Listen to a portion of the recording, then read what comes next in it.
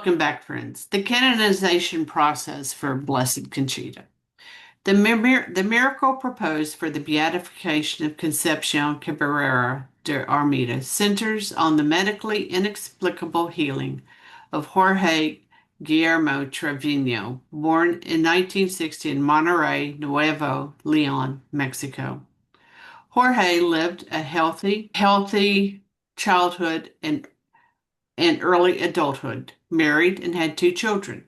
Beginning in 1986, at the age of 26, he developed severe gastritis and later contracted hepatitis, followed by a cascade of worsening health conditions, including hypertension and neuromuscular dysfunction. By the early 1900s, his symptoms intensified. Involuntary muscle contractions, intense cramping, fainting, and partial paralysis. Over the years, Jorge lost the ability to walk unaided, suffered extreme muscle rigidity, and became dependent on a wheelchair and eventually a battery operated chair. Between 2004 and 2007, he underwent multiple hospitalizations and medical tests, including MRI, spinal procedures, and electrical studies, all without success. No diagnosis could explain his deterioration, and his prognosis was bleak. In May of 2008, Jorge was scheduled to receive a Botox-based palliative procedure. It's palliatives, just to relieve his sufferings, to relax his rigid muscles. But on the evening of Thursday, May 22nd, 2008, something extraordinary occurred. While in the hospital chapel of the Cross of the Apostolate with his wife Cecilia and friends, Jorge asked for prayers through the intercession of Conchita. After receiving a blessing with the relic of the cross and falling asleep, he began to move for the first time in years.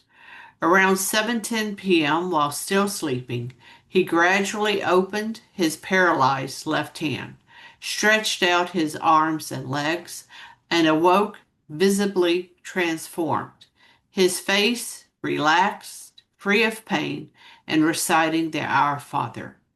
Witnesses noted his newfound peace and mobility. By 7:25 p.m., he was fully conscious and walking unassisted. The Botox procedure scheduled for Saturday, May 24th was canceled. That night at 11:40 p.m., with his extended family present, Jorge continued to walk and move normally, permanently healed. His doctors, unable to explain the sudden recovery, confirmed the complete reversal of his debilitating condition.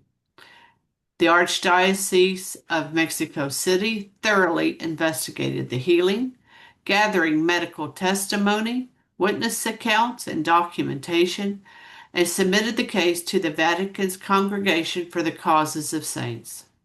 Jorge's healing, occurring after over 20 years of progressive decline and confirmed by imaging, electromyography, and clinical exams, was deemed scientifically inexplicable. He and his wife publicly gave thanks at a Mass on June 6 of 2008 at the Cross of the Apostolate. The case remains under final review in Rome as the proposed miracle for Conchita's beatification.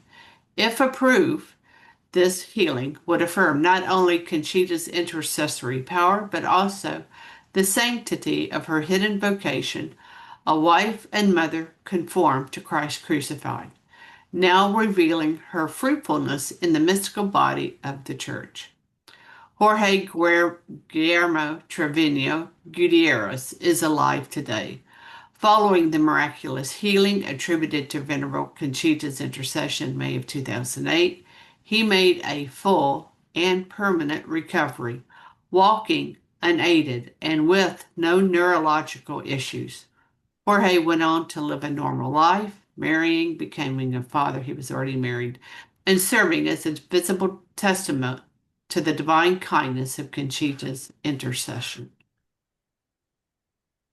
Yeah, there's even just a small, I mean, I guess you would maybe call it a natural miracle that a man such as him would even know about a woman who had lived over 120 years before him, right? I mean, there is something even just about that, particularly given the fact that she was an interior mystic, right? I mean, the predominant her predominant work was not public, right? So many people would have known about Saint Elizabeth Ann Seton, would have been the recipient of her hard work through going to certain Catholic schools that she would have founded, and even despite that, it took years, hundreds of years, right, 200 years before she became the first American canonized saint.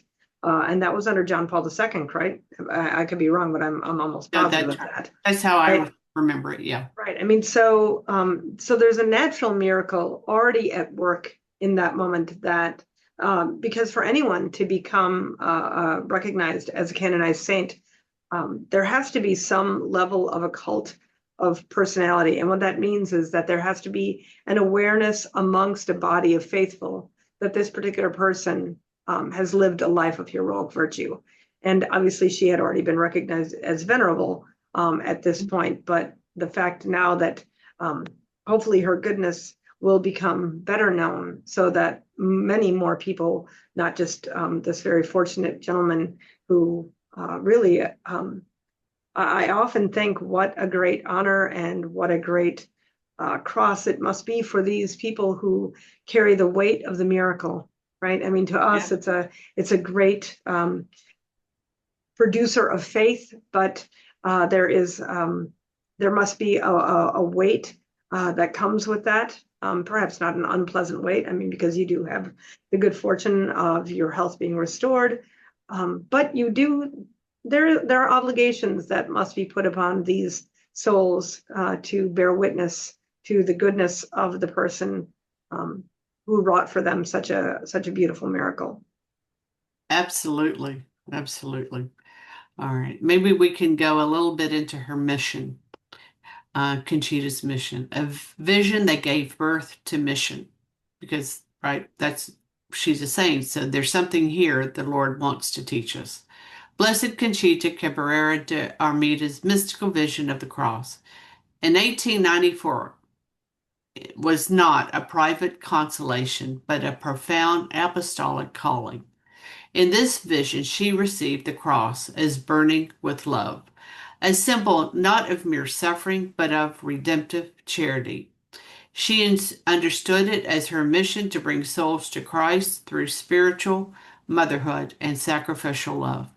This vision laid the foundation for the apostolate of the cross, a movement inviting all people, especially the laity, to participate in the redemptive mission of Christ through prayer, sacrifice, and union with the cross.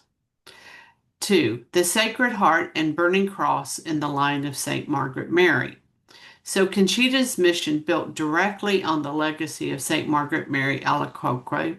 Of course, we have a show, and avail yourselves of the search bar if you care to find it, to whom Jesus had revealed his Sacred Heart aflame with merciful love.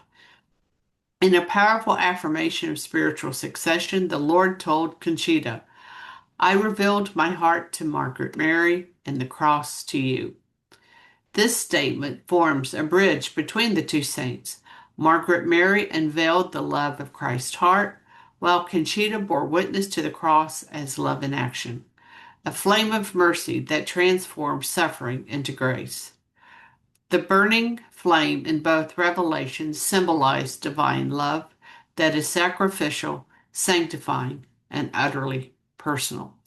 So I think we're going to stop there. She has more mission, but we're running out of time for this segment. We'll pick up the rest of them in the next one. Yeah, I was just very profoundly struck by that, right? We've always been taught that charity is love in action, but I had never made that profound connection between the Sacred Heart burning with love for us as a not necessarily passive, but is truly passive, right? As opposed to the active love of Christ, which is manifested by the cross. I mean, what a wow. Yes, yes. That continuity across time is so Right. key. And oh, and just like the beauty of the deepening of the teaching, right?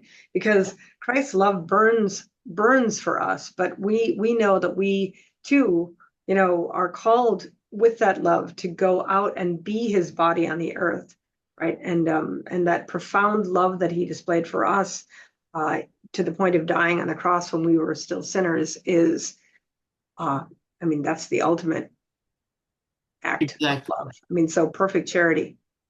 It is. It is. All right, friends. We'll pick up with more of her mission, apostolates, in the next episode. Till then.